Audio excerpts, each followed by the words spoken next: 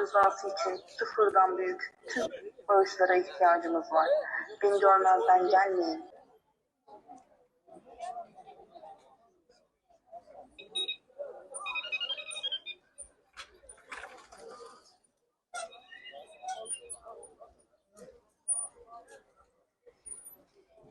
Ekonomi yok ki ekonomi. Şimdi diyelim ki İsrail ile İran savaşıyor. Türkiye'nin ekonomisi batıyor. Yani mazot dünden beri 56 lira oldu. Yani biri orada öksürse Türkiye'nin ekonomisi batar. Türkiye'nin siyasal sistemi değişmiş. Türkiye artık bu saatten sonra bu ekonomiyi bu şekilde düzeltemez.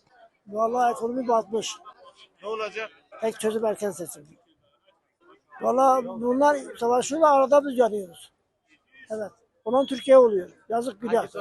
Türkiye kadar güzel bir ülke yoktu dünyada. Ama üzerinde yaşayamıyoruz. Benim bir arkadaşım vardı, Bulgaristan'a gitti geldi, dedi ki Bulgaristan bizim Türkiye kadar güzel değil ama bizim ülkemiz üzerinde yaşatmıyorlar. Evet. Emekliyim. Emeklinin durumu nasıl? Vallahi emekli durum sıfır. Ha, emeklinin durumu budur. Buyur. Evet, benim durumu. Bir dilim karpuz eksik. Sadece bir dilim karpuz eksik. Ben 70 yaşına gelmek üzereydim. Benden öncekilerden de durmadım. Domates tavayla, karpuz dilimle, patates tavayla satılsın.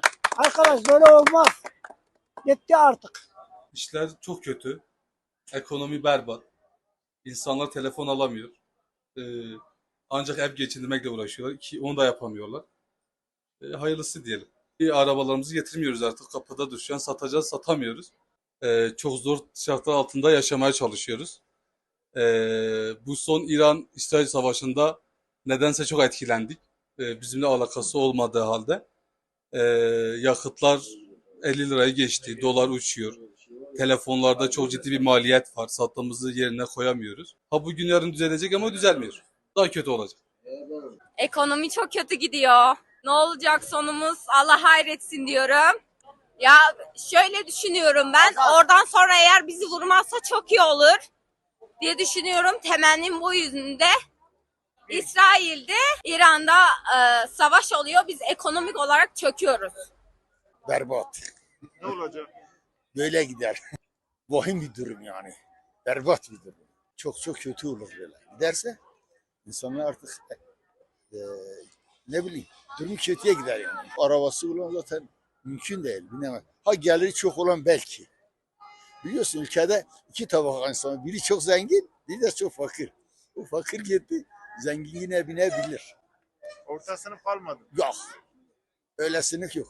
Ya aşağıdasın ya yukarıdasın. Böyle zamdan zam. Hani Tayyip Erdoğan her zaman zam yapıyor. Bu zamın üzerinde insanını nasıl geçimini sağlayabilir? Senelerdir onların bir açıklaması vardı. Özellikle Davutoğlu, özellikle hatta Tayyip Erdoğan'ın öyle bir açıklaması. Biz indirimi yapacağız. İndirim yapmıyor ki. Daha zam yapıyor. Bak şu onları 10 liradan satıyor. Şu anda kaç para? 200 lira. Peki bu insanlar, siz insanla dalga mı geçiyorsunuz? Siz insanla şey mi geçiyorsunuz? Bu insanlarla nasıl geçimi sağlayacağız? Hiç mi farkında değilsiniz? İran-İsrail savaşı şu şekilde olacak. Şu anda duyduğuma göre elbette İran şu anda güzel İsrail'e vurmaya çalışıyor. Ama İran oraya vurunca da ne olacak sence ilk önce? Amerika da İsrail'in arkasındadır. Onu yönetiyor. Hem Türkiye'nin üzerine savaşsın diye hem de İran'ı savaşsın diye. Sonra da Türkiye gelecek zaten Türkiye'de o savaşın içine girecek. Savaş Türkiye'de de olacak. Vay bilsin ama kimse bilmiyor. Ama sanki bu nedir yani 57 TL. Bu insanlar ya bu hükümet, bu devlet halkını nasıl savunmak istiyor ya? Siz benim hakkını savunacaksınız. Hey siz böyle hakkını savunuyorsanız o hak savunmak değildir. Halkın düşmanısınız. Hak düşmanı diyelim size. Hak savunması, hak dostunu demem. Cumhurbaşkanı diyorum. Sen bu insanlardan ne istiyorsun? Bu kadar zam üzerinde zam yapıyorsun. Bu kadar her şeyi kışkırtıyorsunuz. Ne yapmak istiyorsunuz? Siz yapacağınız nedir? Benim bir açıklama söyleyeyim. Erdoğan'ı tek yapmak için, Erdoğan'ı şu anda senelerdir bu başbakanı hatta cumhurbaşkanı devam etmek istiyorsa bu saatten sonra millete rezil etmeyecek. Eski zamanda nasıl milleti geçimi sağladıysa bundan sonra da aynısını saldıracak. Aynı sebeple İslam millet geçimi sağlamasa olmuyor. İnsan perişan olmuş ki ama kimsenin umurunda değil. Kimin umurunda sence? Tayyip Erdoğan umurunda mı olur mu sence? Hayır, değildir. Hükümetin umurunda mı oluyor bu insanlar ne yiyorlar, ne içiyorlar, nasıl geçimi yapıyorlar, umurunda mı sanıyorlar? Hiç kimsenin umurunda değil. Siz böyle bize başbakanı, cumhurbaşkanı yapıyorsa Allah razı olsun. Oturduğunuz yerde böyle cumhurbaşkanınızla böyle cumhurbaşkanı hükümeti istemiyoruz kardeşim. Böyle olur ya, siz ne yapmaya çalışıyorsunuz? İnsanı rezil ettiniz, rezil. İnsanı mahvediyorsunuz. Atı yapılacak insanın gücü kalmadı ya. Bu zamın üzerinde zam yapılıyor.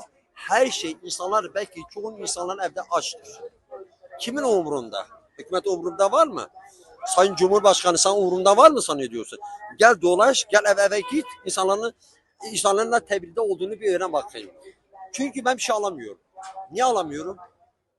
10 liralık havlu, 200 liralık havlu alıyorsam, satıyorsam %200'den fazla üzerinde zam gelmiş. %100 de değil, 200. Peki ben ne alabilirim? Nasıl kendime bakabilirim? Nasıl bu insanlar kendine bakabilir? Nasıl bu gençler, bu yaşlılar, bu analar, bu babalar nasıl kendine bakabilir? Tayyip Erdoğan eğer sen umurundaysa bunu bir su dökeceksin, bir el atacaksın. Bu zamanı biraz önce durduracaksın, bu millet kendine bakması lazım.